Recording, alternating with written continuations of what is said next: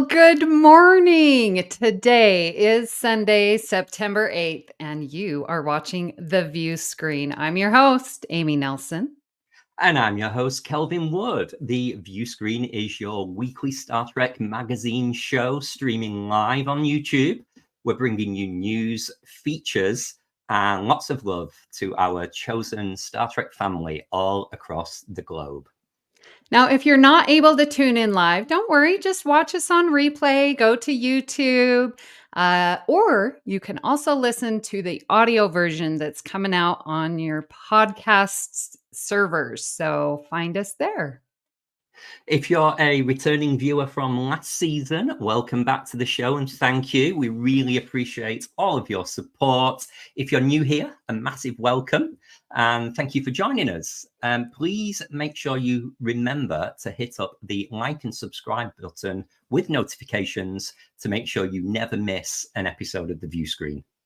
Yes. Now, at the end of season 1, we had a challenge to try and get to 100 subscribers. So please subscribe. That will really help us out. And if you want to continue the discussion, we have so much fun on our Discord server and in our Facebook group, the BQN Collective. So we've got links right there in the little show notes right there on YouTube. So you can click and join the conversation. Speaking of conversation, Amy, welcome back. It's lovely to see you, my love. Well, my goodness. We've had a wonderful summer and now we're back here in the fall, ready to talk more Star Trek. My goodness. Give us a little recap. What did you do over the summer? Oh, wow. How long have we got? So I've been so much looking forward to the Viewscreen because it really does kind of trigger the end of summer today.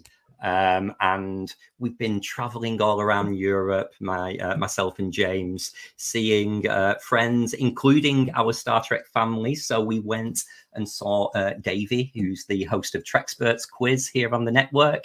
He was in Rome, in Italy. So we met him for Rome Pride.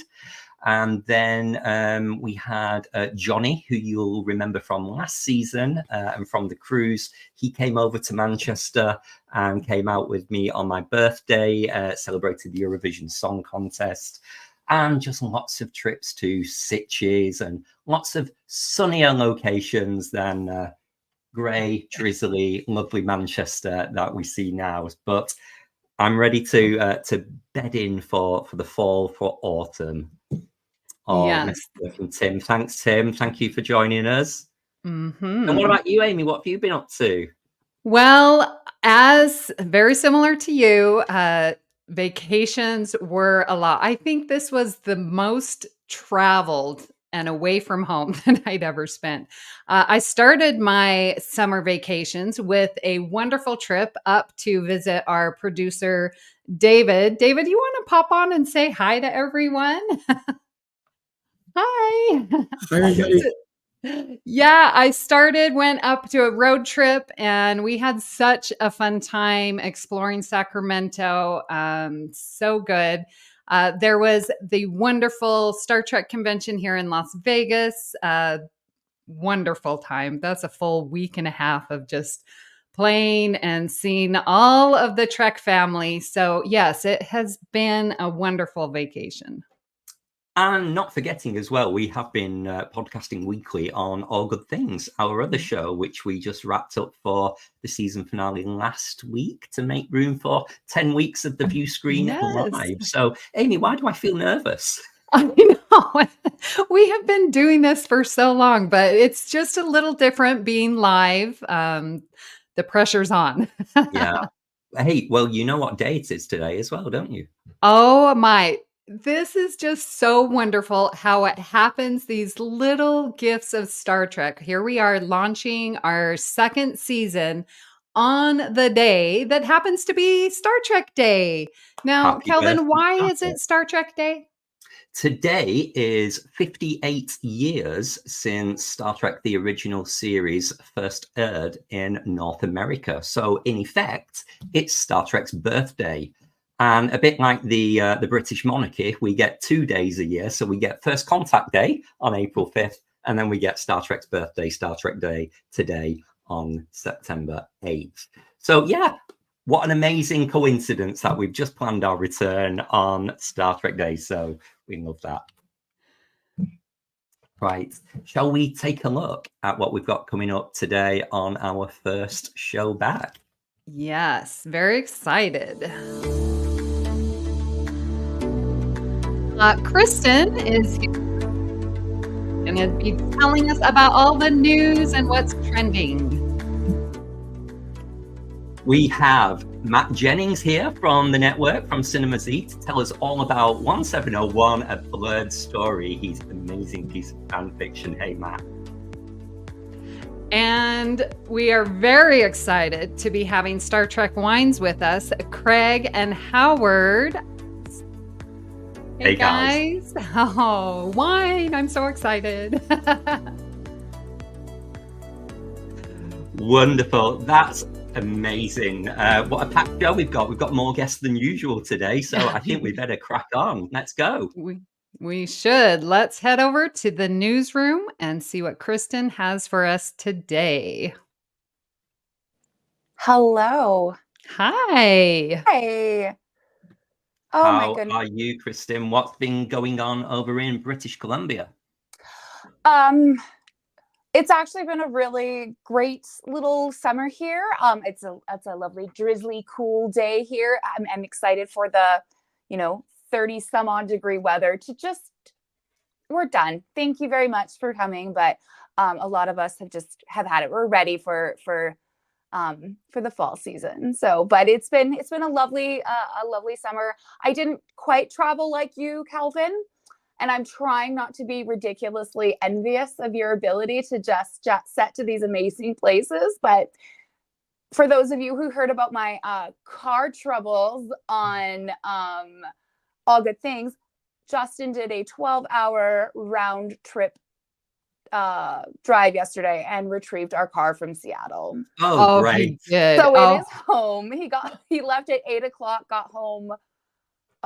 Just after 10, or just right at 10. So it was a long day for him, but that whole saga has been put to rest. Amazing. Now, Kristin, you just mentioned All Good Things. Yes.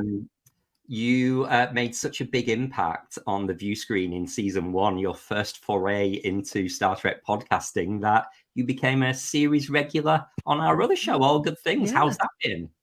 It was, I will never forget when Amy came up to me and grabbed my hands on the cruise and just looked at me. She's like, "We want you for All Good Things." And I burst into tears poolside because I was so excited to have that kind of welcome into this community. I've never done podcasting before this, and it's just been my newfound favorite thing to do. Well, my partner James said he only listens to the episodes that you're on. So there you go. High praise. This is why I love James so much. Now I know. Wonderful. Okay, well, shall we see what we've got in the news this week, Kristin? Yeah, some interesting stuff this week. So as I love to start all the time is with happy birthdays. So this is a happy 3rd birthday. So a little bit of a baby birthday to an embarrassment of Dupplers, season 2, episode 5 of Lower Decks. This was actually quite challenging to try and find an episode this early on, because usually most of them start later in September. But with streaming and other platforms, the newer series are the ones that have the earlier birthdays. So this one is, I love this episode. I think the ending just kills me every time when they just drop him into that fancy party and then they just take off. I think it's just so clever. So 3 years ago today, An Embarrassment of Dupplers aired. And next, we unfortunately, of course, everyone has been talking about this online, and I did want to pay homage to James Darren, who did pass. The actor, of course, was known for his role as Vic Fontaine. Passed away at the wonderful age of 88. When I was doing research on him, I think my favorite thing was that him and his wife got married in something like early 1960s, 1960, 1961. And they were married right up until his passing. Oh, So they were together for 60 some odd, and I loved that love journey for them. So yeah. I also send my thoughts and prayers out to her, who must be dealing with a huge loss in her life of spending 6 decades with somebody who's now no longer with us. And but his role was so good. What he did for Nog after his injury and everything, he was just a really great character. And he was also on TJ Hooker. Hmm. So he also acted with Shatner for a while too. So he's got quite a few little ties to the Star Trek world. So yeah, I didn't know that until it came up online, and I remember watching TJ Hooker. So it was a nice reminder that wow, he's acted with Avery and with Shatner. yeah, maybe if he wasn't singing, he's not as recognizable, because we always know him with the mic in his hand. Mm-hmm. So yeah. And then next, we do have another in memoriam for Obi Nadefo, who he's most popular for Stargate 1 and Dawson's Creek, of course. But he played a couple of really great roles on both Deep Space Nine and Voyager for Way of the Warrior, and one of my favorites, Blink of an Eye. So he did have a tie into, and they actually, when they announced his passing online, they did say Star Trek actor. So I was thinking, who? And when I saw his roles, I'm thinking, no, I actually really knew him. And he lived such an interesting life. In 2019, he was hit by a car and lost both of his legs from below his knee. And he kept doing life and just kept enjoying living despite this newfound reality that faced him. So I just loved the fact that he was a real testament to perseverance. And again, the roles that he played in Star Trek were off of 2 of my favorite episodes. So I have to really give praise and thanks to him for that. Yeah, I love it when I am told or made aware that 2 characters were played by the same actor, and I didn't realize. So I think that's a testament to the acting. Obviously, there's a lot of prosthetics in place for Klingons. Yeah. So it's a bit harder. But yeah, like you, Kristin, both these episodes are so popular that I never connected the dots. Yeah. And it's funny, he obviously has range as well, because he's done, Stargate and Star Trek. So he's got that sci-fi, but also he did his heartthrob role on Dawson's Creek. So it was Katie Holmes who posted about her fond memories of working with him throughout the tenure of that show. Oh, yeah, nice. It was lovely. And next we have a little bit of an update on some of this Paramount stuff that is still going back and forth. And so this is the newest part of that story. So Larry Ellis, I'm trying to get this straight. It's very confusing. So the older gentleman on the left is contributing a ton of money. He is some sort of tech mogul. To his son on the right, David, who is the CEO of Skydance. And it's looking like Skydance is looking to buy Paramount or CBS. And this, because of the amount of money, would allow Larry, the older gentleman, to have voting rights. So it's this whole thing. And then this guy, Jeff Shell, is going to be the new president. And he's just saying that there will be some major changes to more aggressively manage their cash flow. Very clandestine sentence. We have no idea, but it sounds like there will be some hard business decisions being made. That makes me a little nervous, a little bit nervous, but maybe deep down, these 2 guys have been trickies their whole lives. And by, when they're saying aggressive changes, just means they're just going to start pumping out Trek nonstop. We can only hope. That's what that means. I must say though, Kristin, please do me a favor. Don't introduce me as the older gentleman on the left. Never. Well, I just wanted to differentiate, and out of the 2, he is the older one. Yes. He's the progenitor of the one on the right. So. There we go. But no, this is the next one. Now, this, of course, is still awaiting final government approval from, is it the FCC or whatever is down in the States that manages this? The one up they have is that Skydance currently does not have any sort of media under their platform or under their umbrella of services, which means they are continuing to preserve the variety of people providing services. So it's not another conglomerate just bringing in another like Disney, right, where they just have Star and all these other ones. It's still going to be a standalone, which is good. We want that competition. We want that variety. Agreed. Yes. And then next we have, this was a super cute story. Shout out to my fellow Canadian here. And I didn't even put his name on. Goodness gracious. But he has converted his entire house into a makeshift enterprise. And he has named it Star Trek Acadia because that is where he's from. He's up in Acadia, New Brunswick, I believe. Canada's a big country. It's hard to memorize stuff like that. And he's got it all voice command and everything. So when he's got this 5-minute segment on their local news where he talked about all of the stuff that it can do. And he set his house on red alert and everything. So he was just like, what did he say? He said, computer red alert. And it came back and he's got, of course, like a Siri type thing. And it just said, Star Trek Acadia going to red alert, and everything dimmed and his whole house just started blinking red. And it was really cool. He works at Costco, and today if you go into Costco in Acadia, he will be wearing his uniform, he said. So he's been a fan since his mom first introduced him to Trek when he was a little kid. So I will, when I'm off screen, I will look him back up and let you know his name, because if you want to go look him up, you can watch the video.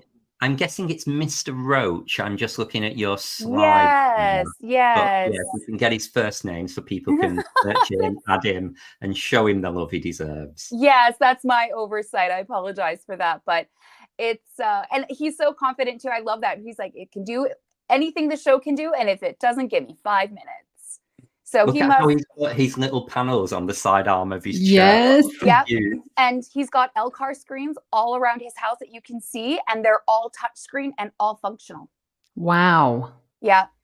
So he's put a lot of effort and love into his home. And so he was featured as part of the news's coverage of Star Trek Day coming up, which I love was being done in Canada, where the little news things like, let's talk about Star Trek Day. I wonder how many knocks on the door he's gotten since that news release of all the Trekkies that have come out in the woodwork that want to explore and have a tour of his house. I mean, we love seeing what other Trekkies do. Exactly. He is nowhere near me, even though he's Canadian. He is about a 5-hour flight east from me. So we're still worlds apart, but that would be really, really cool to see in real life. So I bet his line at Costco is going to be quite long. And then next we've got some new stuff to buy, more stuff to spend your money on. So new die-cast ships have been released with ships from Picard, Strange New Worlds, Lower Deck, and Prodigy. So these are some of the famous little ones that we used to collect as kids from Next Gen and Deep Space Nine in the original series. So these are the next generation of those ships.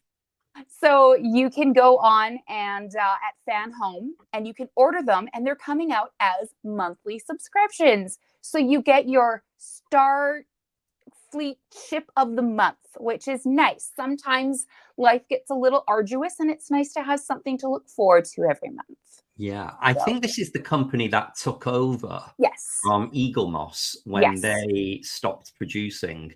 So there's some really big hitters. I saw this yesterday and was very excited. I could card twitching. Yeah. So for those of you who are like, wow, I'm starting to see my bank account grow. I'm so sorry. You need to go buy this now. No, I'm not being paid or sponsored by these people at all, but I mean, look at these. They're beautiful. So, and who doesn't, I want the Picard one, but yeah. Yeah. Would you call it the Titan or the Enterprise G though? That's the question. Enterprise G. Thank you. I think I'm a Titan. Oh, I mean, it's a good name. Yeah. But yeah, there we go. And next we have Nana Visitor is coming out with a book in less than a month now. So October 1st is when this will be coming out. And she recently did an interview where she talked about all of the experiences she had as a woman on Star Trek, as well as reflecting on all the other strong female roles and the female contribution to Trek. And it's available for pre-order right now. It is this, it looks like just an amazing review of this history, which is, it would not be the same without women everywhere from Uhura on, right? And Margelle Bennett, Roddenberry forward. So she, when you read this interview, there's a lot she talks about, how looking at it through a lens that she has now and seeing how things happened and how women were treated, how she was treated. She kind of goes, well, that's how it was, but that's never how it will be again. And, we really have a lot to thank these women for dealing with a lot of less than ideal treatment during that time, but pushing forward and really creating fantastic role models. I know for myself, and I'm sure a lot of other people who look to these women being like, yes, we can do whatever we want. And these were the women who really inspired me when I was young. So I can't wait to read this book. Yeah, I too am looking forward to getting this book. If you listen to Nana at any time, like currently, she is so amazing. Her perspective and point of view on life and like how to be happy, it's just exudes from her. And so to have that perspective, looking back and recognizing and celebrating women, I'm very, very excited. Oh, I just cannot wait. Less than a month, because I know I've been waiting for this for quite some time. It's the rumblings of this book coming out have been sort of circulating online. And now a release date has been set because it was supposed to be earlier this year. It was supposed to be in March. So it's been pushed back. But I'll never forget meeting her for the first time in 2018. And I waited, and she had just done the wedding renewal vows. And I stopped her and I was just like, I just want to say how much you mean to me and how much your character's meant to me. And she cupped my face in her hands. And I just started crying. That's what I do. That's my go-to.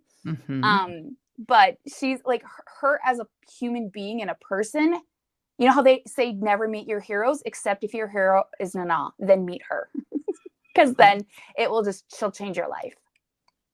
I love that. And this book as well, I believe she interviews fans as well as the actors on the show. Hopefully making the cut is one of our good friends from the cruise, Ria Papagiorgio. Yes. So interested to see if Ria makes it in the book. Oh, that's so cool. That's so cool. Yeah. If she does, we'll have to have her on the Viewscreen in early October. There's a seat waiting, I'm sure. Call us, Ria. And then next is a comic book coming out, which I am excited for this, called Lore War. So we see Lore return, and he has made himself a god of an alternate universe by using the Orb of Destruction. And so looking at the crossover, we have Captain Sisko, we have Tasha Yar, Worf, of course, and Beverly Crusher. So I'm interested to see all of the pull-ins that they're going to have from the because once you tap into an orb, all rules are off, right? You can do whatever you want. That's the beauty of those devices. So I am so stoked to see this to read this comic book and see how they manage it. And Lore is such, I mean, yeah, he's a devious character, but Brent Spiner always played him so well, and just how he ties him in, and the dichotomy between the two was always so much fun. So I can't wait to see Lore back to his devious ways.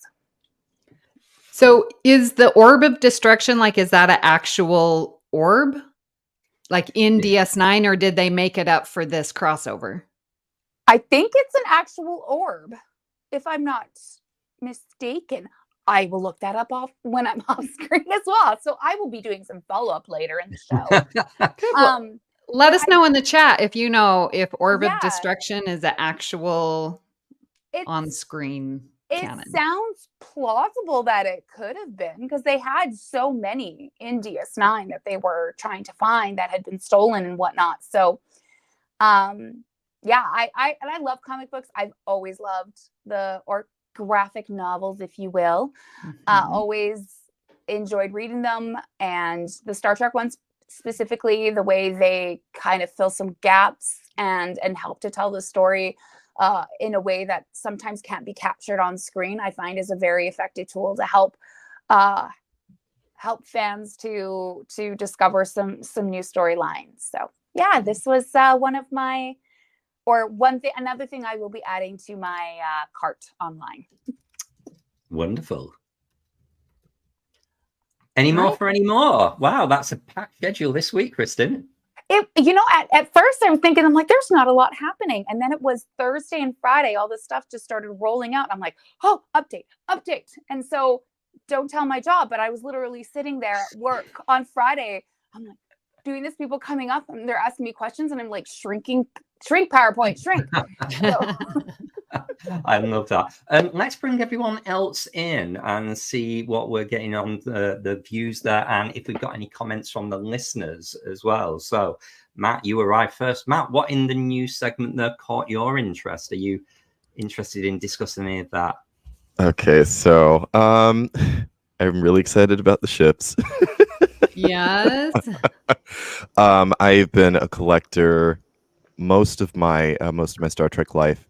My dad got me started on it with the AMT, or is it ERT? There's a T in there. I know that much. It's the model kit of the 1701A, and this one had there was like a sound box in the base of it, and there was a switch that could switch on the sound for like the phasers and the photon torpedoes, and it also had lights in it. But that's like my first memory of a Star Trek collector's item. So I've always been obsessed with the starships. I will be calling my Titan the Enterprise G. Ooh. But I'm also obsessed with the Enterprise F. Like, I want to know that story. Mm-hmm. So the ships is definitely one thing. I am interested in what's going to happen with Paramount and Skydance, and what that is going to what that's going to look like. Speaking positively, as Kristin said, I hope that means that choice will be just to get more Trek out there. Whatever happens, the fan base, obviously, I think we're all family, and we'll find a way to take care of it, whatever happens. So that's all. I love that. Yeah. True. What about yourself, Craig? Anything in the news that piqued your interest? Skydance, for one, because I'd love to see more movies on the big screen. Yes, as well please. As more of our product being placed in movies on this big screen. Yes. So that piques our interest over here. And then, working with, I think Van Home, I think Ben is the leader of that group there. And we've been trying to, when we see each other at the shows, we've sat on panels before, and try and do some collabs with them would be great. As we try to do collabs with everyone in the Star Trek community that makes product for Star Trek or license holders, because it's such a great community. And we work with the folks at Cherry Tree, and They make the Borgs and all the cool little keyboards and CPUs. So I'm just excited to be part of the whole community. Wow. Mm. And finally, yourself, Howard. I was really drawn to the home automation guy. I that's a hobby of mine, and I just thought that I'd like to see what that rig can do. Yeah. And I just looked him up. His name is Jay Roche. So you can look him up, and the video is just so endearing. You can tell it is his life's work, and he is so proud of it, the way he was walking everybody through. And happy Star Trek Day, Jay, if you're watching. Yeah. Brilliant. Kristin, thank you so much, as always, for your research and your presentation. You really brought that to life. That was great. And that was Kristin with the news.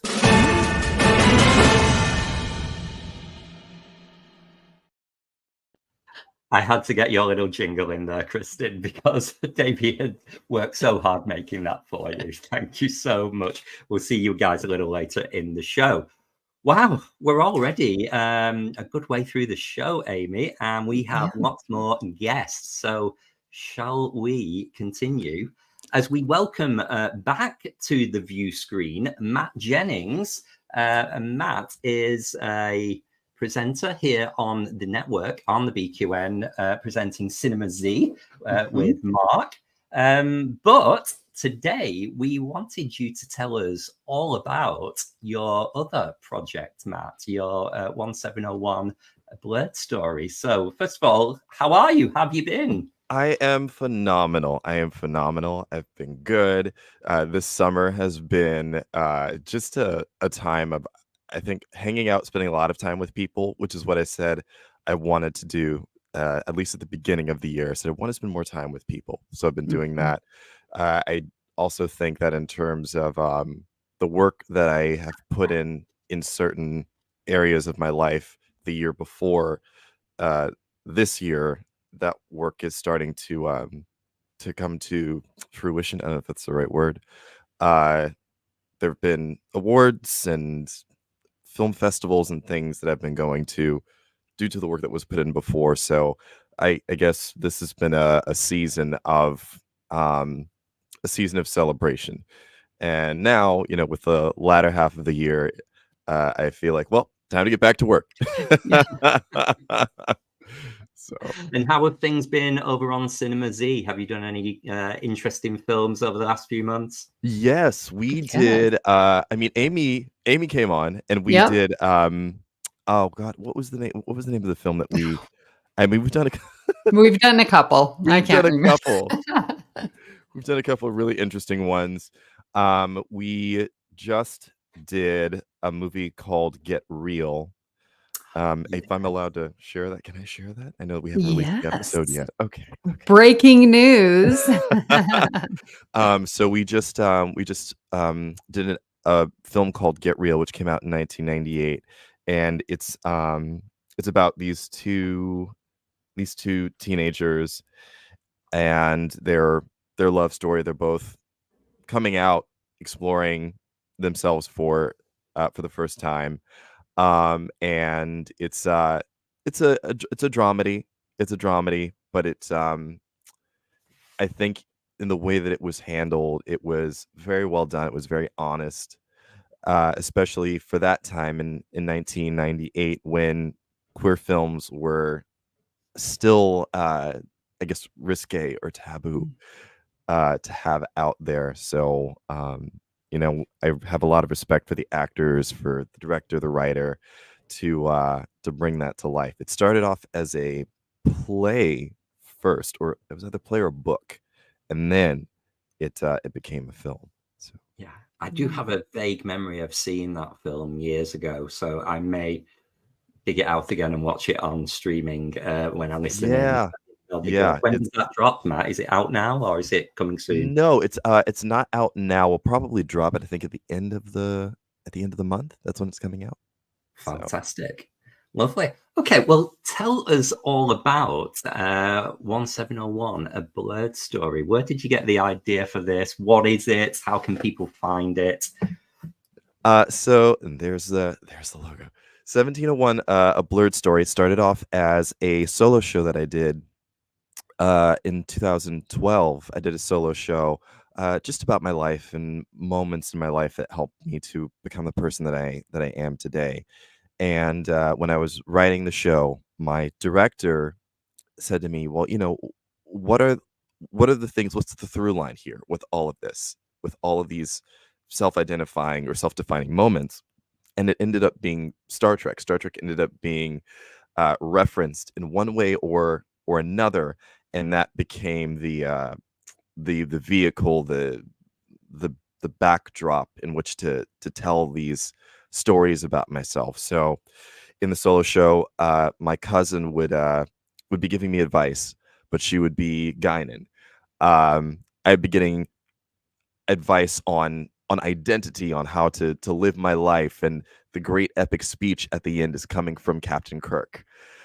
And so that was the genesis for the web series 1701, a Blerd Story. And my ex-boyfriend had said to me, have you thought about turning that solo show into a web series? And I said to myself, I really don't know what that would look like. But then I want to say 6 months after that conversation with my ex-boyfriend, I had the pilot for 1701, a Blerd Story. So it's pretty much similar to the solo show. It is what I call it. It's it's not a Star Trek fan series. It's a series about a Star Trek fan. Mm-hmm. And so, you have this character that is going through his life, experiencing certain things, and seeing it through a Star Trek lens. So if he's in this moment in his life where he's experiencing an interesting or very very impactful situation in his life, he's got the Spock character, and he's got the Bones character, who are played by his friends in his real life. But when we go to his mind, Spock is his friend Emerson, and Bones is his friend, who he also calls Bones.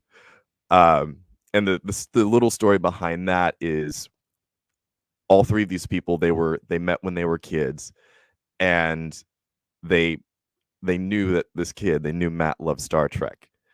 And so they kind of just, while they weren't able to know every reference to every television show, they got it because he loved it so much.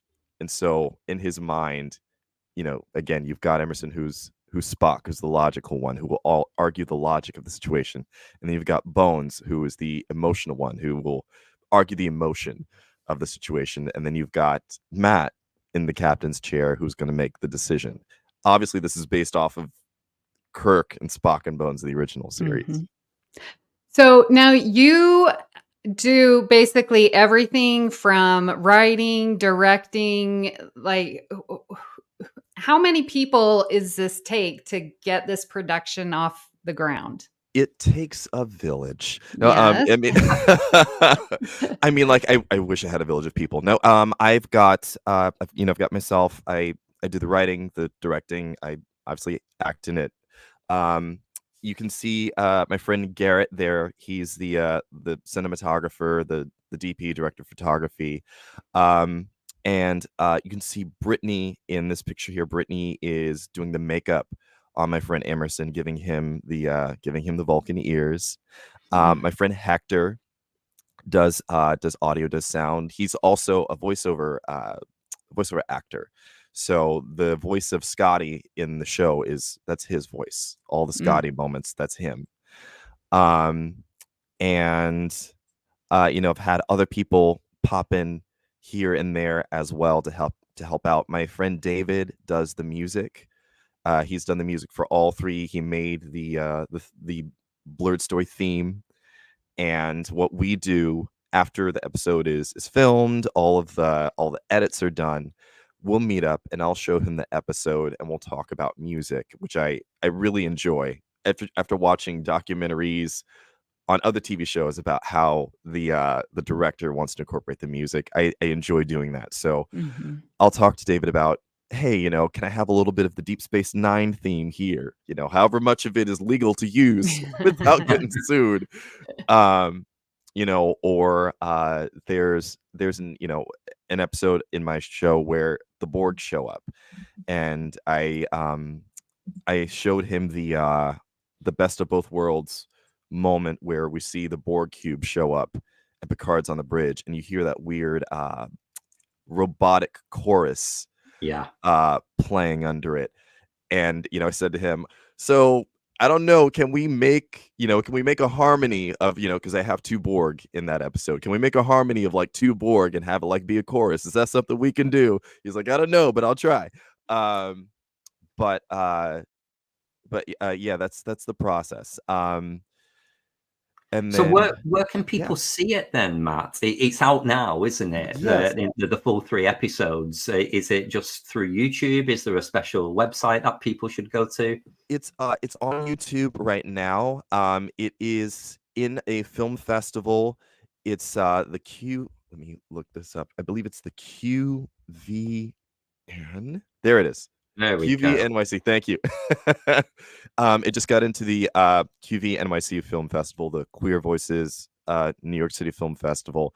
And that's going to be September 27th through 29th. I don't know what day they'll be showing the episodes just yet. They haven't released the lineup yet of it. But this is the first time that all 3 episodes are going to be shown in a festival, and the first time that it'll be in a film festival in New York. There's a bar, I think it's called Barracuda in New York.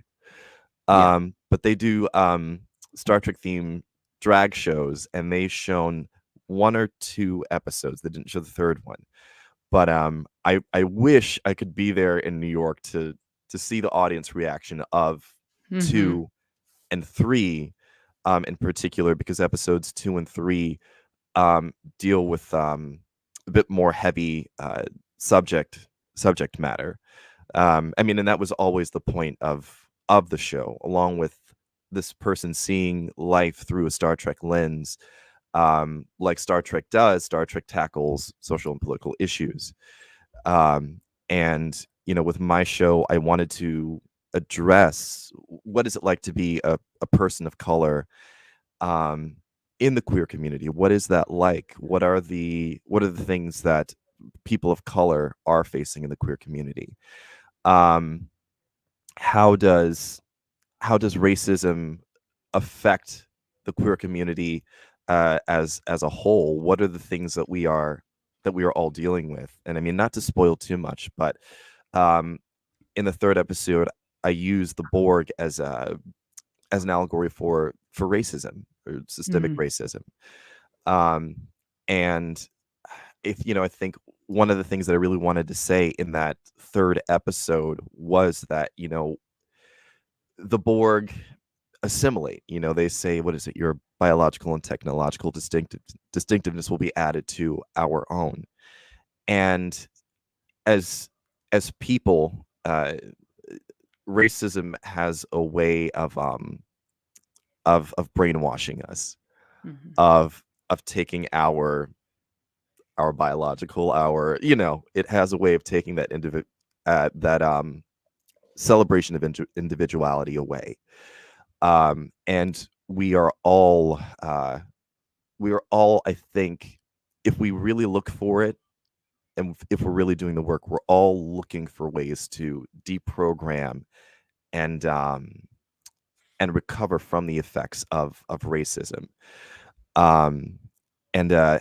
Patrick Stewart, Captain Picard, Admiral Picard, has a great line in season 1 of Star Trek Picard, where he's talking to 7 of 9, and 7 of 9 says to him, have you ever regained your humanity?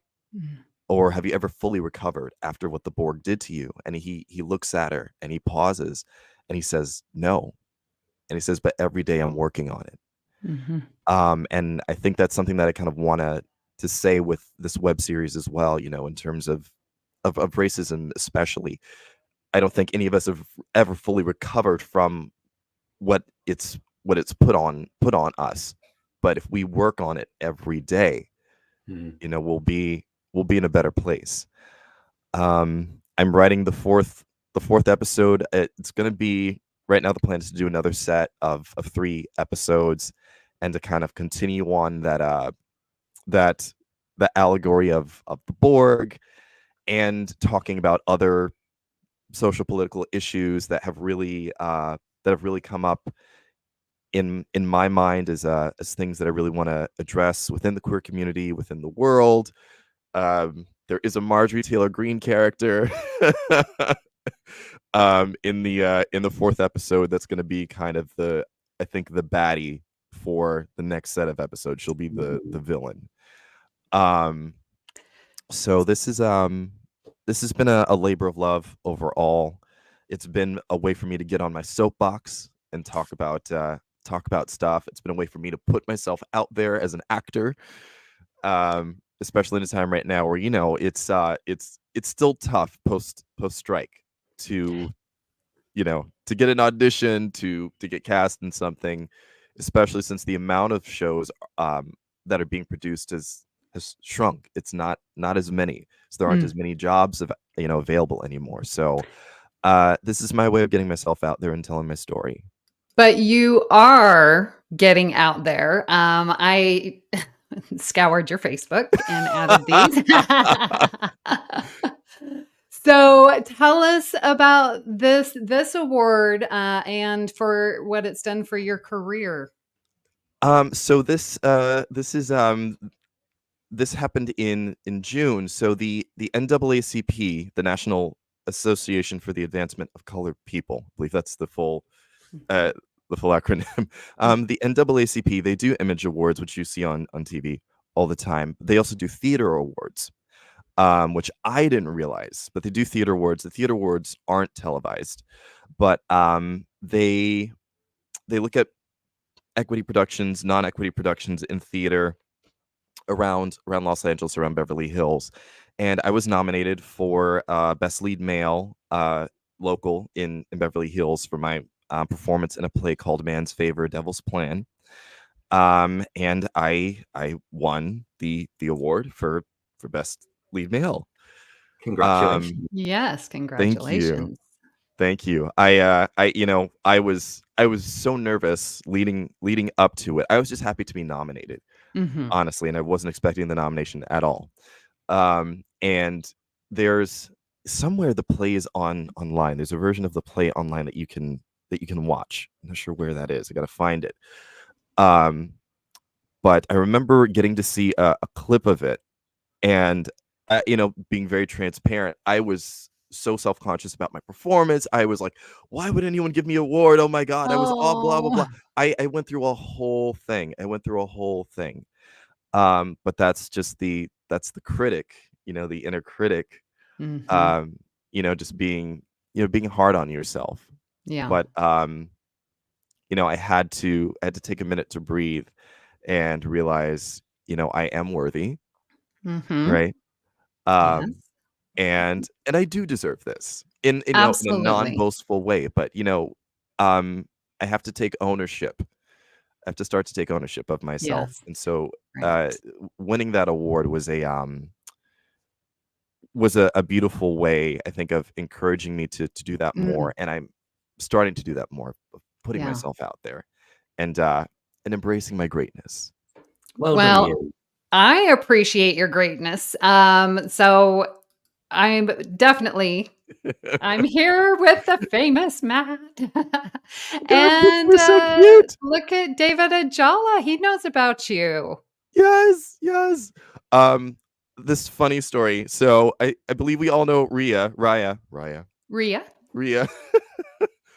I went to the convention, I had some cards made of my my web series, and on the back there's a QR code so you can scan it, and it goes to the YouTube page and to the Instagram page. And I said to myself, you know what? I think I'm gonna just hand these out to some of the Star Trek actors, because I want them to see this. And this is also, in a way, it's a love letter to Star Trek as well. And they should see it because it's a love letter to them.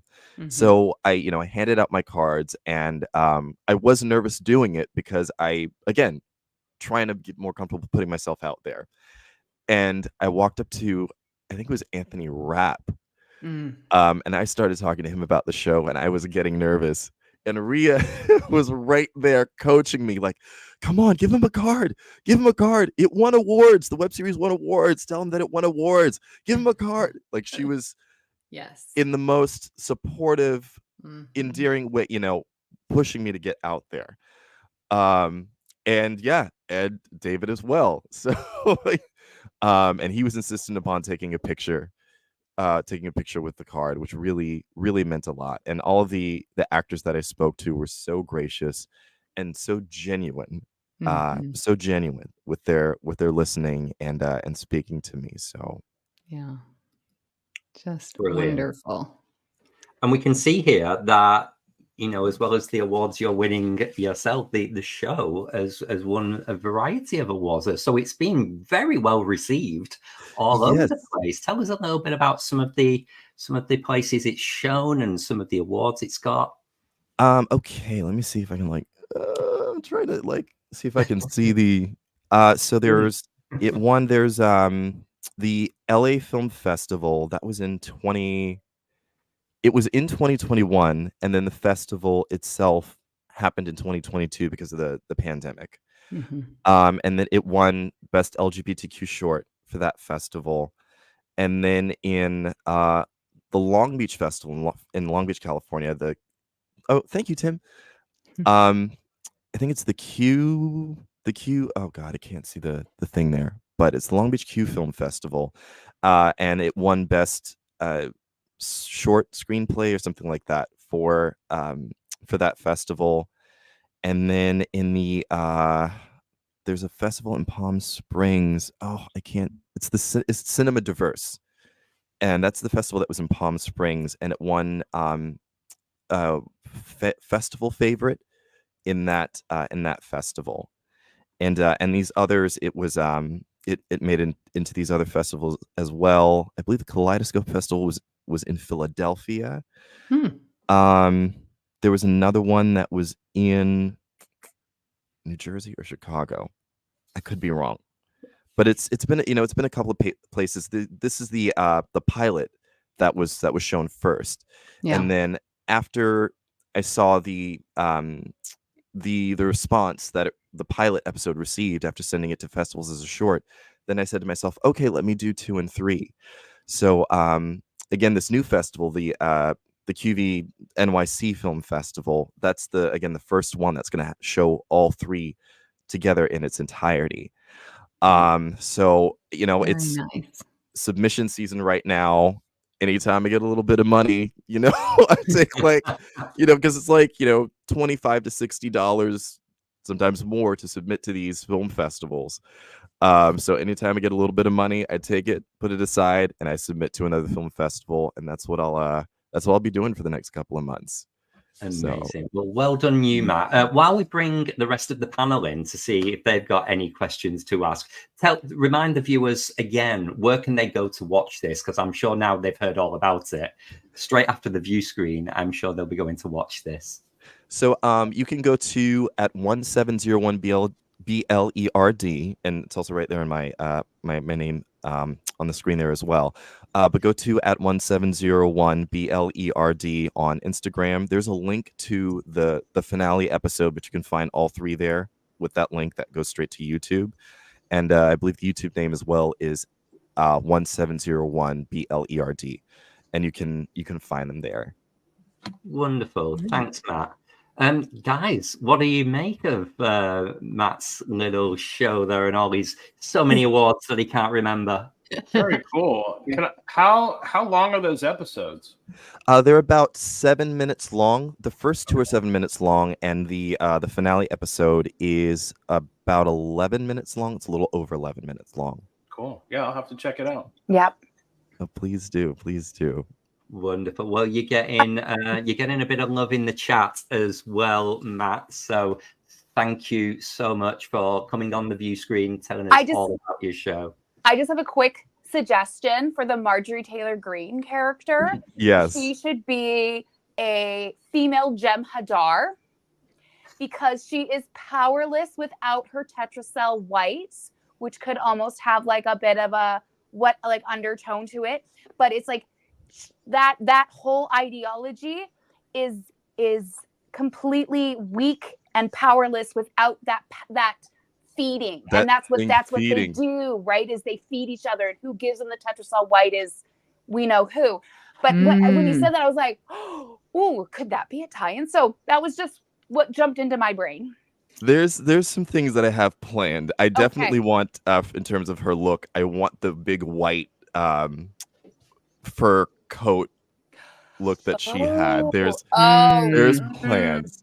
Beachbody Butch something. Yes.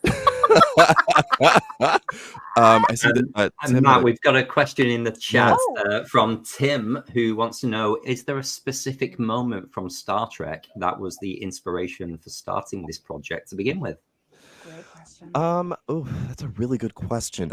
I think the more and more, I can't see if there was a specific moment necessarily, but what I can say, whenever I think about the series itself as a whole, and if I had Paramount Skydance money, my vision would be to have Star Trek actors pop up in Matt's everyday life as everyday people, and then when he goes to his Star Trek world in his mind, they are those characters.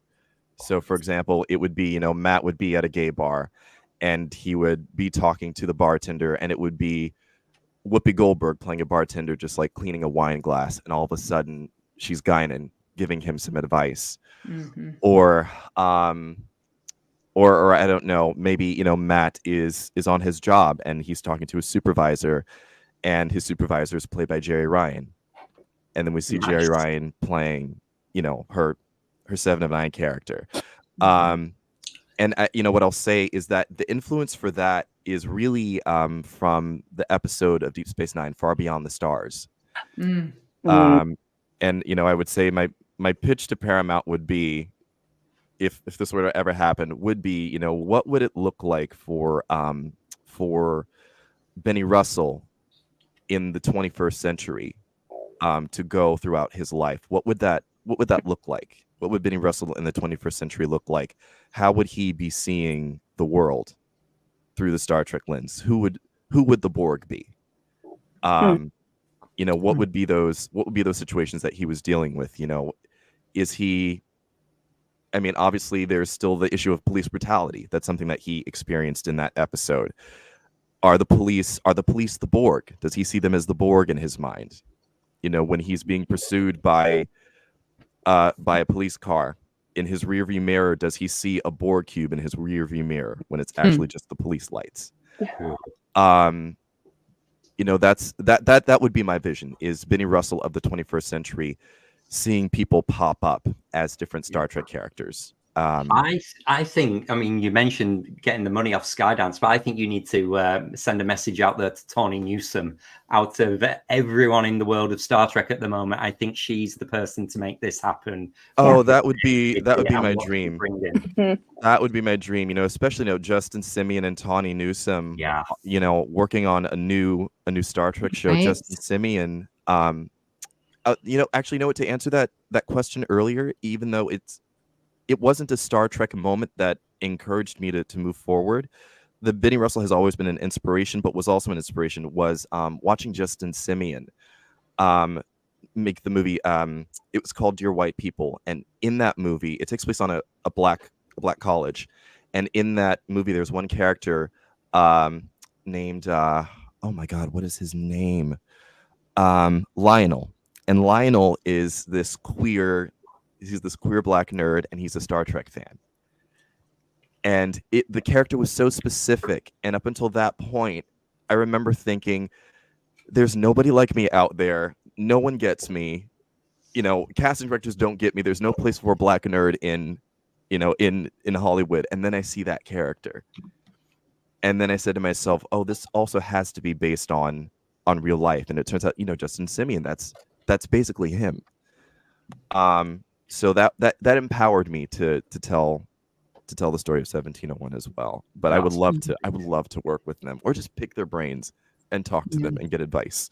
Well, Matt, we wish you all the success in the future with Someone With Your Drive. We know this is just the beginning. It's going to go on and you're going to do so well. So thank you for sharing on the view screen today. We really appreciate your time. Thank you. And thank you guys for supporting and watching. No problem. Right, guys, we're going to take a very quick break and then going to come back with our final guests.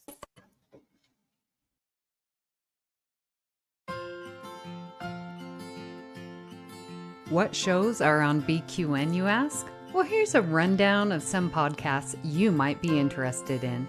All Good Things, a Star Trek Universe podcast covering all of Trek, hosted by Amy, Mark, Christos, Kelvin, and Kristin. Whether you've got Xbox or Nintendo, check out Bargain Bin Gamer, a YouTube show hosted by Davey, a self-proclaimed gamer who specializes in reviewing and showcasing affordable video games. 2 episodes enter the arena, 1 comes out victorious. Join hosts Joe and Kevin and a guest as they debate which should win the Batleth battle.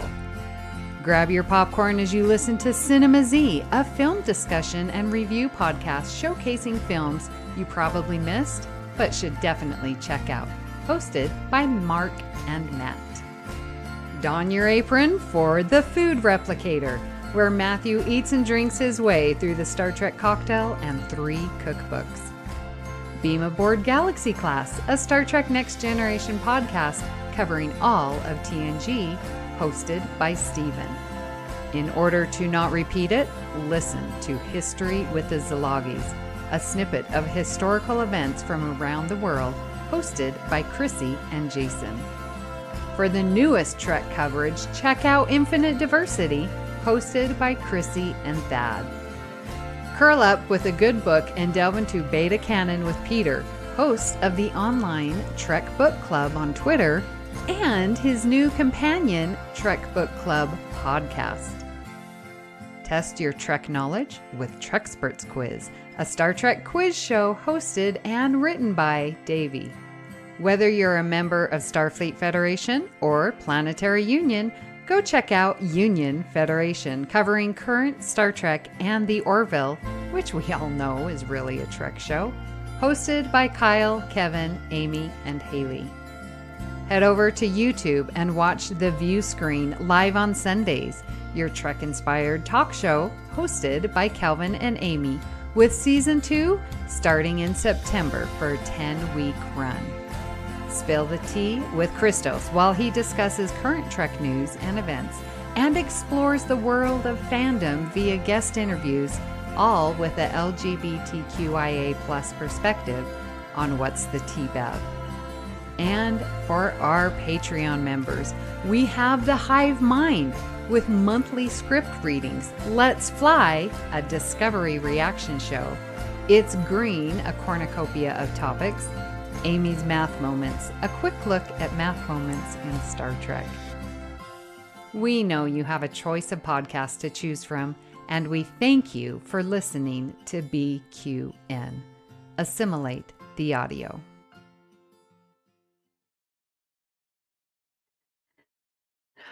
Welcome back from a little break there. You guys, I'm so excited to be introducing our next guest. Both Kelvin and I are. We love drinking and we love wine.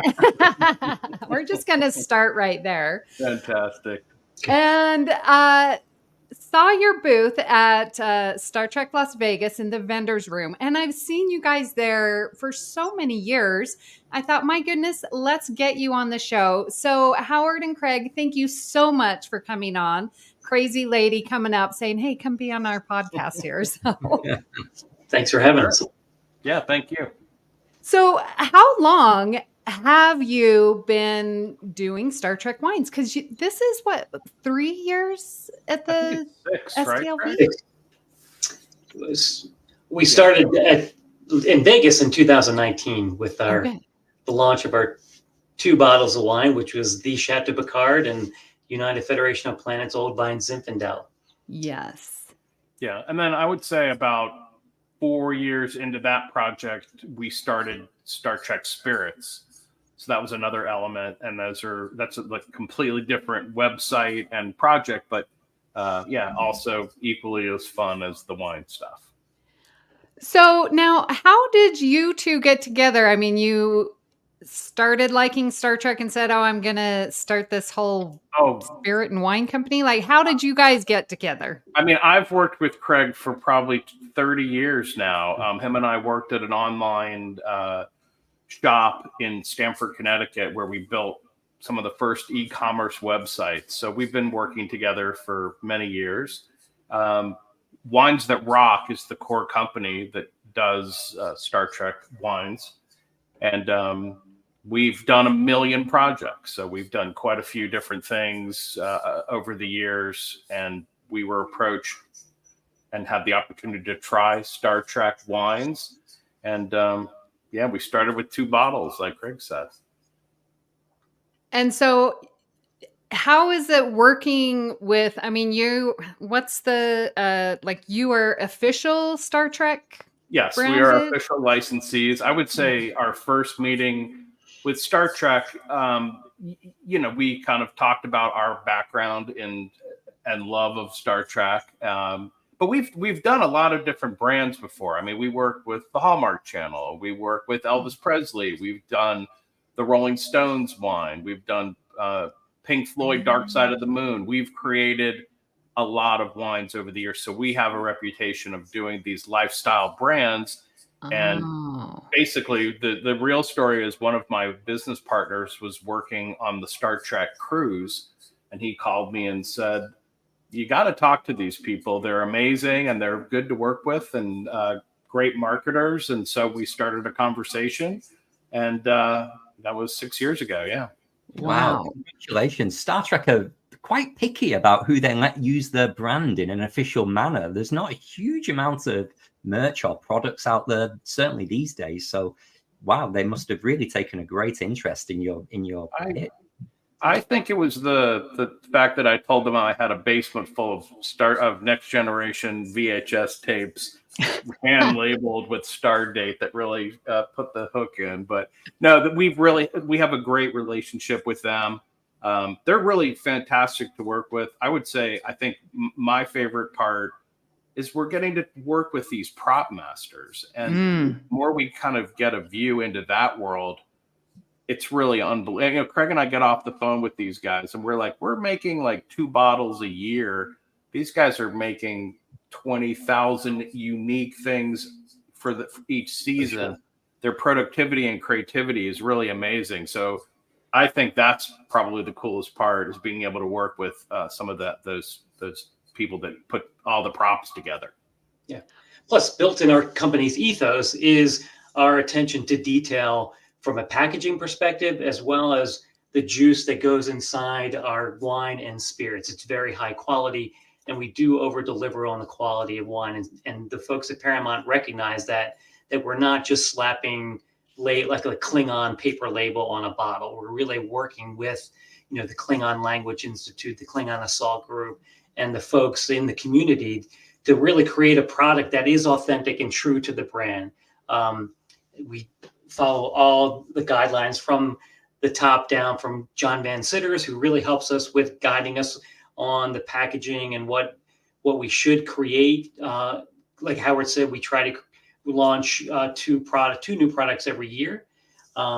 So it really is an involvement from John, from the prop masters of each series, and creating a product that was really unique and what the fans wanted. 1, collect, and 2, to drink. So you have to buy 2 of each of our products just to get the full experience. I love that. Even without drinking, they're just so beautiful to have on display. I for one, have certainly got my eye on a bottle of Canar. I think the bottle that you've used for that is so brilliant in the way it's mapped to Deep Space Nine, to what you see in Quartz. Just a quick story on that, because that is one of our favorite stories. That bottle, we looked for it for a very long time. It hasn't been produced since 1973.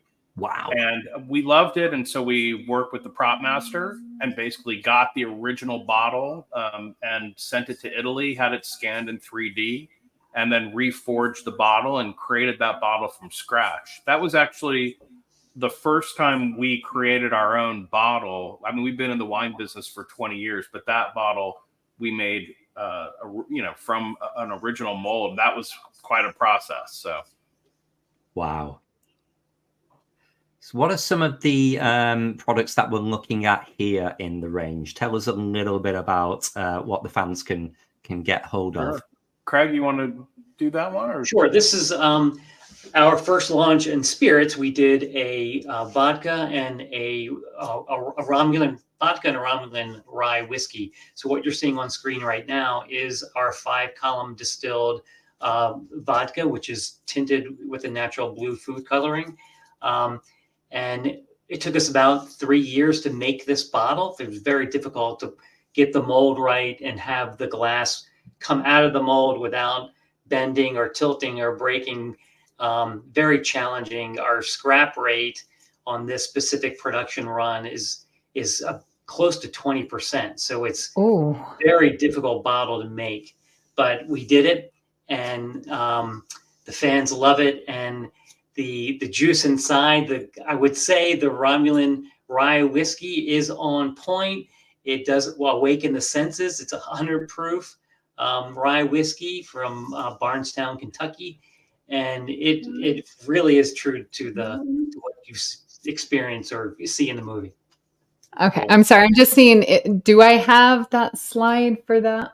Yeah, I think we were just looking. So that the one on the lighter blue, that's the vodka for sure. Right. And then we could talk about all these. So this one is our Captain's Table program. This is, I mean, I think we're having a lot of fun with this on multiple levels. So basically, after we did the Romulan rye, I think really Craig and I set out to create the finest bottle of whiskey in the galaxy. We were like, let's do the best bottle we can possibly do. So we really did look for a distillery master for quite a long time, someone who we thought could make the juice, and that took a long time.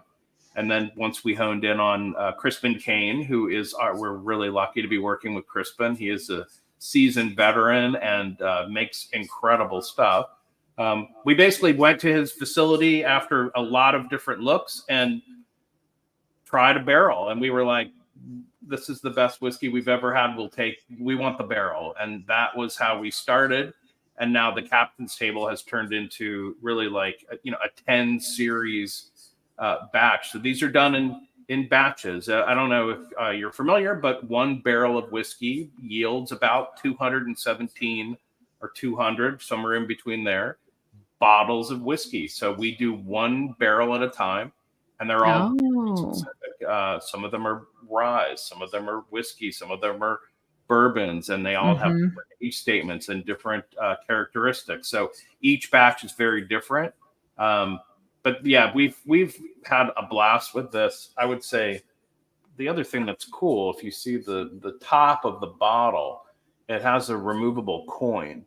Oh, excellent. If you have the coin, you get to come to our private whiskey tastings that we did in Vegas. So when we were in Las Vegas, we had all of our Captain's Table members come up. We had a suite there, and we tasted through all of our new products that we're working on. They met Crispin, and it was a really amazingly fun gathering. Wow. I mean, I had a blast in that gathering. But we really know a lot of these Captain's Table folks, so that's maybe one of the more fun things about it.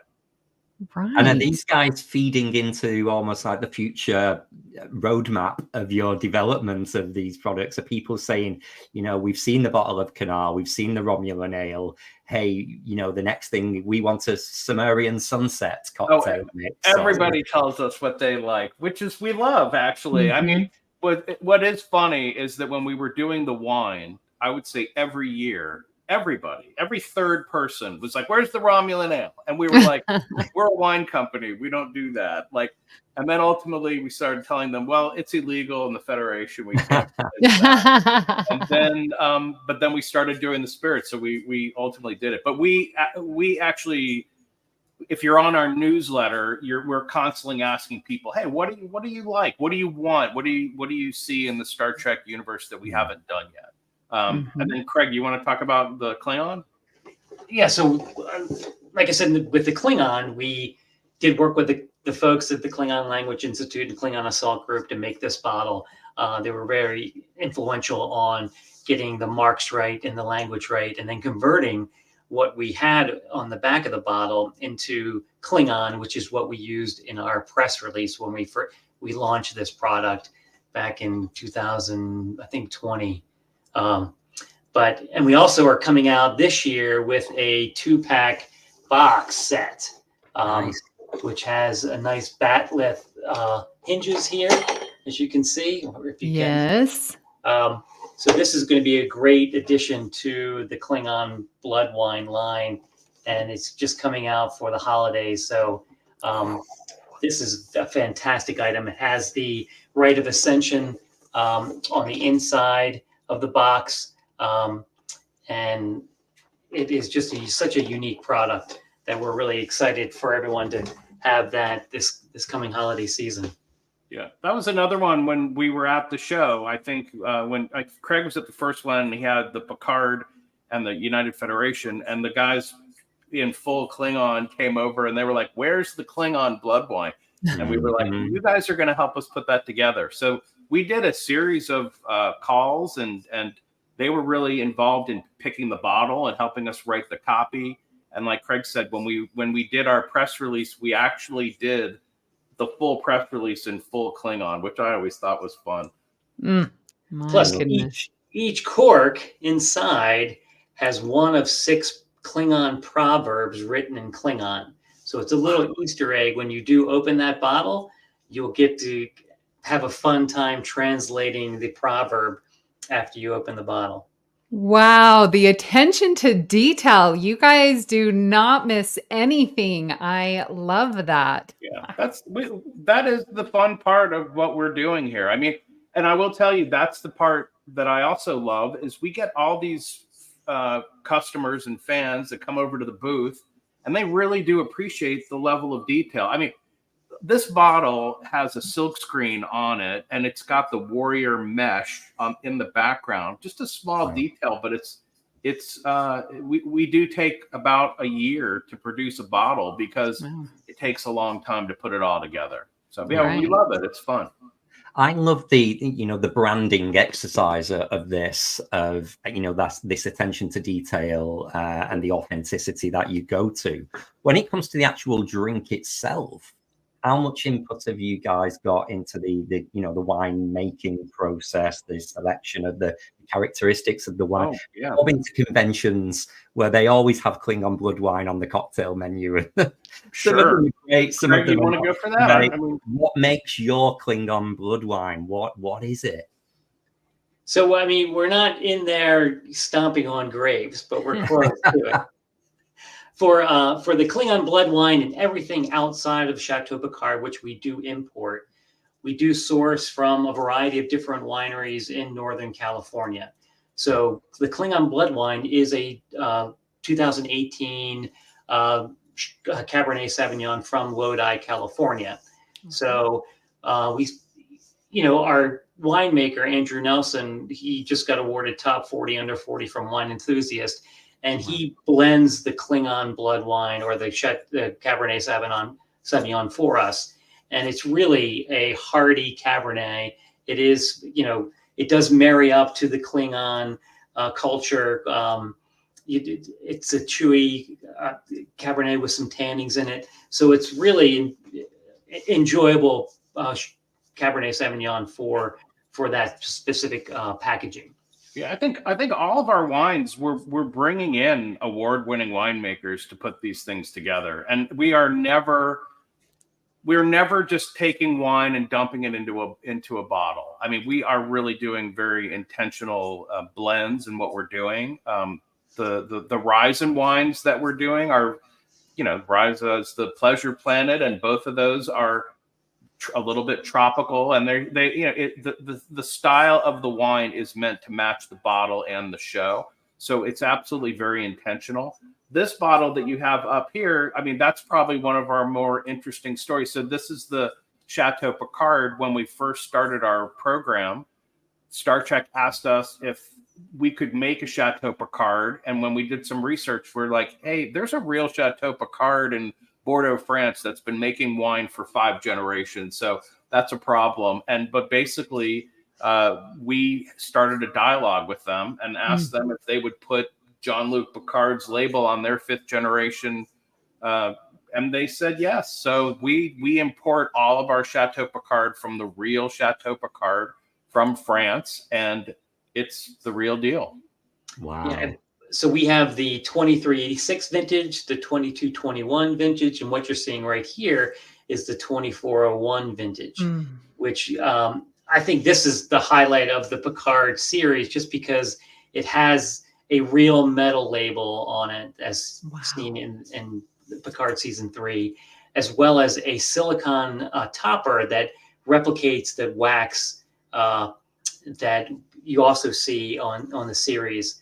But the beauty of this is just working with Jeffrey Lombardi, the prop master of the Picard series, and his assistance and guiding us and giving, lending us the assets to make this product. Very difficult to make just because of the metal label, and then putting it on the bottle and just working with the folks over at Chateau Picard and getting this all orchestrated.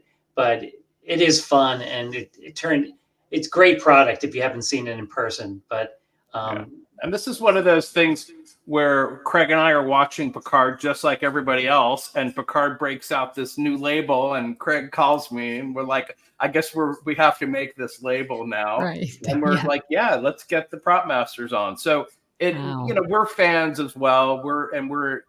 These are the bottles that we want as fans too. So right. Okay, so you guys, we need to get to the best thing. I don't know who came up with this idea, but it's absolutely brilliant. The Advent calendar. Talk to us about this up and coming. Sure. I mean, this has been a true labor of love. This is 24 portals in a box, and behind each portal is a unique bottle of wine with a Star Trek character or location, or we're not really revealing exactly what are behind the portals because that's part of the fun of it. But I will tell you, from a production standpoint, just putting all of these bottles, having them be accurate, we really work together with the Star Trek team pretty closely on this one because it's a lot of detail. Craig, what else can we say about the? Yeah, like Howard said, it could be a character, it could be a ship, could be a destination from one of 8 of Star Trek series.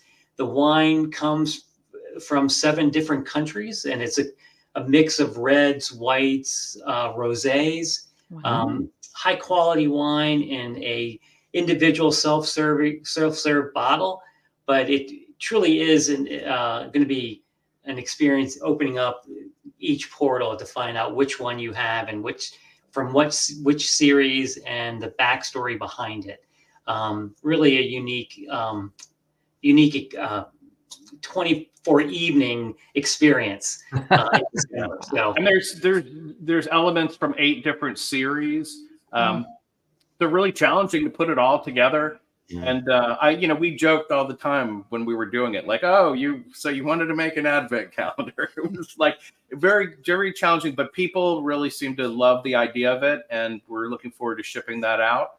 And we'd love to do more of these. This is the show theme, so we've got all the different Star Trek shows, but we'd love to do another one. We'd love to do a movie theme. We'd love to do the women of Star Trek. We'd love to do. We could go for generations, right? Right. Yeah. So question. So I know you have the license, but does that include Prodigy? I was wondering, am I gonna see Prodigy characters on this Advent calendar? Or certain series that we've been asked to just not include wine or spirits in. Would there be an issue though with almost marketing towards a children's brand? Right. Well, yeah, we stayed away from all the cartoon stuff, and actually, we wanted to do the original Star Trek cartoon, and everybody was like, "Yeah, let's stay away from anything remote." We've always been pretty careful our whole Wines at Rock career of staying away from anything that was remotely children related. So Right. And how big are the bottles in the advent calendar in they're terms little of kind of? cuties. They're like 185. They're like single serves. Right, wonderful. Like just preparing my liver for what's to come in December. So it's like a standard glass of wine measurement every day. Yeah. Wow. We should have like a opening reveal parties.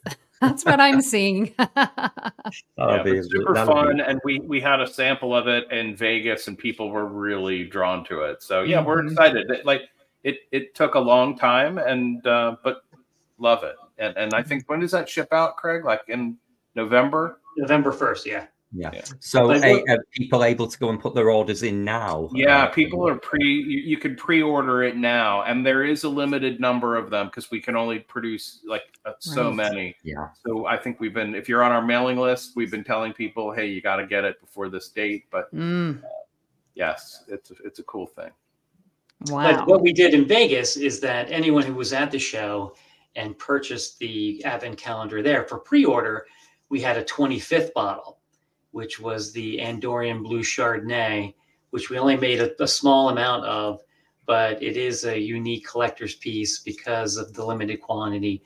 And Amy, I'm sure you saw the little tiny blue bottle there. Yes. So that we're going to do that next year with the series 2 of the advent calendar. So anyone who's interested in coming to the show or does go to a con, we also were at Comic-Con in San Diego. We were offering the blue bottles there as well. So just to keep an eye on that for next year's cons.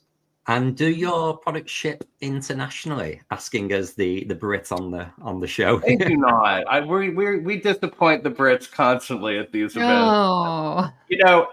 It's not because we don't want to. It's just when you start really getting into the logistics of shipping overseas, it's very complicated to ship alcohol. And when somebody doesn't take the package, it winds up being a financial disaster to ship it back. So yeah, at this point, we're not there yet, but we would love to, because we do get a lot of inquiries from around the world. Yeah, I'm sure you'll get there eventually. But in the meantime, I guess I'm going to have to hop on a plane over and enjoy it when I'm at STLV next year. Oh, darn. Just come on over. So where can people go to find your products if they're interested in seeing more, if they're interested in buying some of it? Sure. Well, we like to keep you guys on your toes, so we have 2 websites. We have Star Trek Wines and we have Star Trek Spirits. So they're both connected, but due to laws, we have to kind of separate the 2. Yeah. But yeah, Star Trek Spirits is where we have the Captain's Table and the Romulan Ale. And we're about to release a bunch of new stuff. We've got a preview of a bottle right here that's coming out. This is our Alpha Quadrant Reserve Bourbon, but it's going to come. Well, let me see if I can get this thing. It's going to come in a set of 3. And I think I have. Let me see if I have them. Oh shoot! Sorry about that. Got to get it out of the box here. But it's going to come in a set of 3. This is a big reveal. Wow. This is difficult. So the 3 oh, wow. Nice. Are going to be the we have the Earl Grey gin. Oh. Yeah, Earl Grey infused gin. And then we have the Warp Core White Rum. Nice. Oh. That goes along with the Alpha Quadrant Reserve Bourbon. Wow. These are all silk screened with a medallion on the front. They're cool bottles. And then the other thing that we do have coming out is we have our new Romulan Ale bottle. So the bottle that's up there now was version 1. Craig had mentioned it's very challenging to put that together from the scrap rate. So we actually, when we did it, we created 2 designs. And then we were like, oh, let's make the second one because it worked. So this is the second bottle. It's a little bit more tapered and kind of elegant. But we are going to be doing some very cool programs with this thing. We've got we're working with a couple of like world-class whiskey houses where we're doing some collaborations. So that's very fun. So you'd be able to get kind of these world-class whiskeys from makers that you know in the Romulan ale bottle. And then we've also got these new Romulan ale tubes that we're working on. And this is what that bottle will be housed in. So you got the warbirds on there, and a bunch of kind of fun line extensions coming in that bottle. Some RTDs ready to drink, and we're excited about that. Wow. Well, Kristin, Matt, let's bring them in. And I'm curious to know, I'm sure Kristin wants to know if they ship up to Canada. Does Canada count as international? No, you know what? It's all and you know, if you do go to Vegas, what people can do is they can have it shipped to a FedEx hold location. Okay. And that's something that people do to kind of circumvent the laws. But listen, we would love to. It's just very challenging. So oh no, I have a winemaker friend up here, and when he talks about international shipping, it's the bane of his existence. It is. There's so many laws and everything, even shipping from province to province. So the fact that you ship to so many states is also impressive. Yeah. There's so much involved in it. But oh my gosh, I'm jealous of everybody down in the States right now. I've got to say that packaging, it's works of art. It is amazing. So that is just so you guys can see this too. This is the captain's table. This is what the captain's table is housed in. I was perusing the website, and I'm very interested in the dual pack you have of the. I want everything. Yeah, I mean that. I want all of it. I have I got the Chateau Picard and the United Federation of Planets first releases. I got that back in 2020, I believe, as a Christmas gift. And I'm not a wine drinker, but I had both, and I liked it. I liked the taste. The United Federation, that Old Vine Zin, is probably one of my favorites. That's a great wine. It was good. I've got I still have my bottles. I've kept both of my bottles. Everybody keeps the bottles. There's certain bottles you will just keep, right? Yes. Oh my! all of them. These are collectors. You wouldn't get rid of these. They're beautiful, and you know I love. I just love seeing fans and people that love the franchise work in any form of production. It's just there's nothing like it, and there's something a little extra. There's a little special touch that you can tell as a fan when another fan is working on a product. It's just it hits different.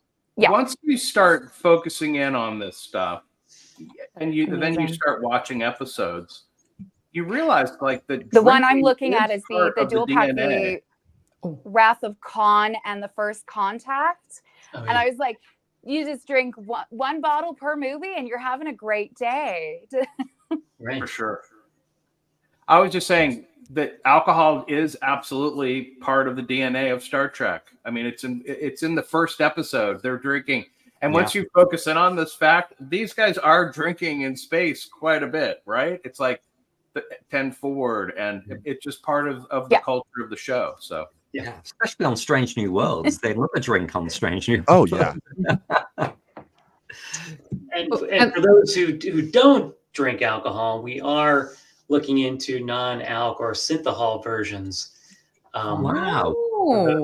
Oh, that's really good to hear. Rashid, one of our regular viewers. Yes. Hi, Rashid. Lovely to see you today. He's saying he doesn't drink due to being a Muslim, but he finds that the packaging is so great, and it's awesome that a Star Trek fan can buy Romulan ale from you guys as an example. So you've really stumbled into, deliberately, I'm sure, a fantastic area here where you've got collectors and fans who tend to be completionists in everything that we put on our shelves, on top of your wine business and your spirits here. So, you know, may you live long and prosper with this. That they go on forever. And there's certainly a lot of material to mine from. Sure. We'd love to know what everybody else would like to see next and what is not part of our catalog. But and also just to your other point, almost all of the things that we do are numbered and limited edition. So people tend to really like the fact that they're numbered. Yeah. What about something prune juice based or like the Warriors drink, right? I don't know how that would work with wine. Rum's root beer. Ooh. Have you thought of making a Rocchino? Is that like something a coffee espresso? Oh, well, that is funny that you say that. Oh, Yeah. There's actually that is on the way. Oh my gosh, I'm so excited. Yeah, because you were saying RTD, ready to drink. My ears perked up. I know what that means. Oh my gosh, I am so excited. Yeah, and it's cool. It'll come in this fun tube. You can order it. And so this is a real keeper for your bar for sure. Yeah. Yes. Yeah. Oh, I am getting that. I am so getting that. And do you sell in any liquor stores or are you solely online? So we have mostly been online for several years, but actually lately we have been starting to get picked up in liquor stores. Oh, brilliant. So very select, but yeah, it's starting to just kind of trickle out there. Are they in New York? Mostly in California. That's most of our bottling is happening in California, and most of the stores are in California.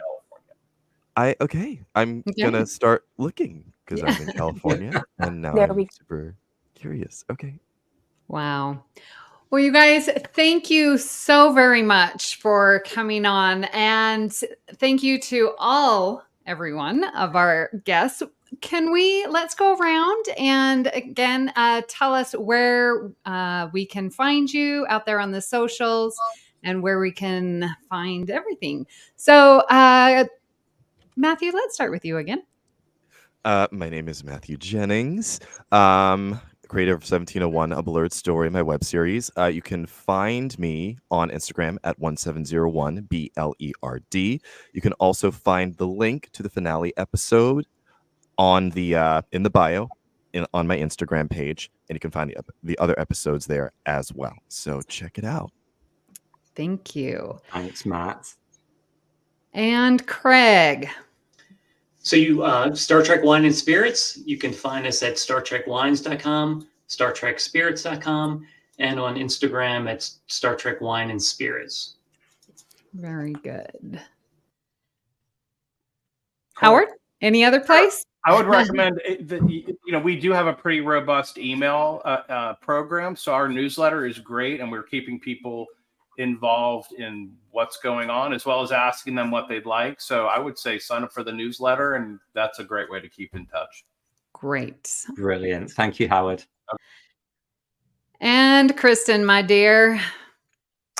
Excuse me as I go follow Star Trek Wine and Spirits on Instagram right now. You can find me on Instagram at KStrats, and of course, always on the Facebook BQN Collective and Reddit at with user Garrick's Fan Club. Well, Rashid says hello and is loving the shirt there. Star Trek the Cruise. Yeah. Thanks, Kristin. Thank you. Well, what about yourself, Amy? Where can people find you? Well, listen, you can find me here on BQN hosting a show, Union Federation. And right now we are going over all the two-parters of TNG. So much fun. In fact, today I need to watch Descent because that's what we're going to be discussing next. It's been so much fun. So find the podcast there, Union Federation. And I'm in our Discord server and on our Facebook group, BQN Collective. Kelvin, how about yourself? I'm also in the BQN Collective Facebook group if you want to have a chat or post some funny memes, or you can come and chat to me directly on most of the socials at Kelvin's Timeline. Wow, well, there we go, Amy. That's we're done. We've had a bumper first episode back. So shall we take a quick look and see what we've got coming up next week? So in episode 2 this time next week, we've got it's our food and drink special next week. So we are looking forward to welcoming back Matt Dempsey from the Food Replicator. Amy, you're going to be doing some cooking there. And would you like to introduce Tim, your good friend? Yes. So Tim Robertson, I met him, and he is a level 2 sommelier and also Star Trek. So he's like my Star Trek wine guy. And I do apologize. And so I'm going out there in California, and he's got all the wines. And so we're going to have a little tasting, and we will share that with you next week. I'm so excited. It's sort of a part 2, a continuation of this week's. I can't wait to see how this turns out. It's already got calamity all over it. I will be here as the sober one to make sure everything stays on track. Wonderful. Can't wait for that. All right. Well, we are hoping that you can continue talking about the Viewscreen, letting people know. If you'd like to support us financially, please go to patreon.com/BQN. That would mean the world to us. But share us, get us out there. Right? Wonderful. Thank you to all of our guests this week. Thank you to everyone on the chat for joining us live. Thank you to everyone who's going to stream us afterwards. Yes. Massive thanks as always to Kristin for the news and for producer David behind the scenes making all the magic happen. We would love to hear what you thought of today's show, and we hope that you'll join us on our Facebook group, the BQN Collective, and on Discord to continue the discussion there. You can find the invite in the show notes. Yeah. Well, thank you, and we hope that you all have a fabulous week. And for now, it's time to end transmission.